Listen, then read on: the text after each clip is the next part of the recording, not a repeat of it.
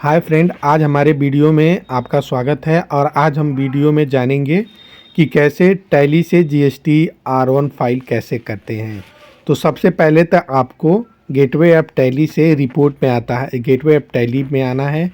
उसके बाद आपको रिपोर्ट पे आना है। गेटवे ऐप आप टैली पे आओगे तो वहाँ से आपको रिपोर्ट पे आना है, जीएसटी रिपोर्ट। उसके लिए आपको शॉर्टकट की प्रेस करना होगा, डी और ओ।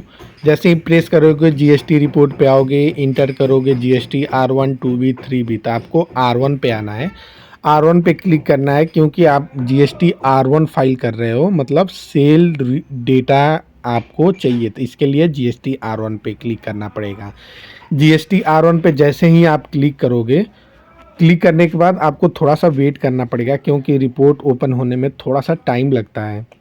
ये जैसे ही आपका रिपोर्ट जनरेट हो जाएगा, जैसे आपका रिपोर्ट ओपन हो जाएगा, उसके बाद आपको तो एक फ़िल्टर लगानी पड़ेगी जो डेट फ़िल्टर कहते हैं। जिस मंथ का आपको जीएसटी रिपोर्ट फाइल करना है, जीएसटी R1 रिपोर्ट, तो जैसे ही आप कर लोगे उसके बाद, और मैं आपको ये भी बता देता हूँ जीएसटी R1 रिपोर्ट में हमें क्या क्या रिपोर्ट चाहिए। सबसे पहले B2B, B2C, HSN और डॉक्यूमेंट समरी।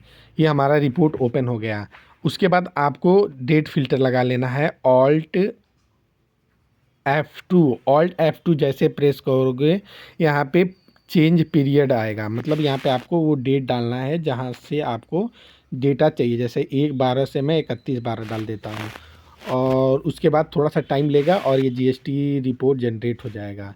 और मैं आपको दोबारा बता देता हूँ, जीएसटी R1 फाइल करने के लिए आपको B2B data, B2C data, HSN summary, document summary, और अगर आपने एक्सपोर्ट किया है वो, ये देखिए डेटा हमारा जनरेट हो गया। उसके लिए अब ये देखिए हमारा B2B डेटा जनरेट हो गया, B2C हो गया, HSN समरी, सारे इसी में आपको डेटा मिल जाएगा। इसको एक्सपोर्ट करना है, ऑल्ट-E से एक्सपोर्ट होगा। ऑल्ट-E जैसे ही आप प्रेस करोगे, ऑल्ट-E से एक्सपोर्ट, पहले चेक कर लेते हैं कोई एरर तो नहीं है। मैं आया एचएसएन पे इंटर किया, यहाँ पे मैं चेक करूँगा कोई एरर तो नहीं है।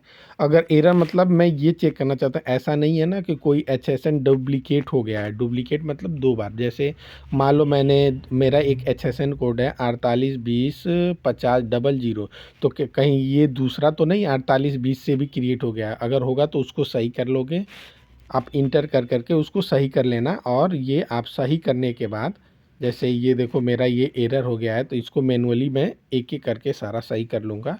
उसके बाद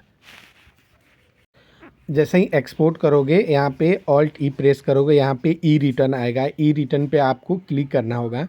जैसे ही आप ई रिटर्न पे क्लिक करोगे, आपके पास 3 ऑप्शन होंगे, CSV, एक्सेल और JSN। तो आप JSN पे इंटर कर देना।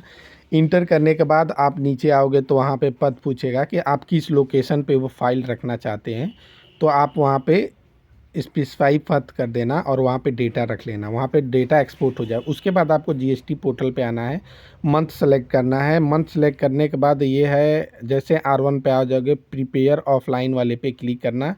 यहाँ पे वो लोकेशन पेस्ट कर देना जहाँ पे आपने डेटा रखा था, और वो डेटा यहाँ पे सिंक हो जाएगा। सिंक होने के बाद आप 1 से 2 मिनट वेट करोगे, आपका जीएसटी रिपोर्ट अपडेट हो जाएगा।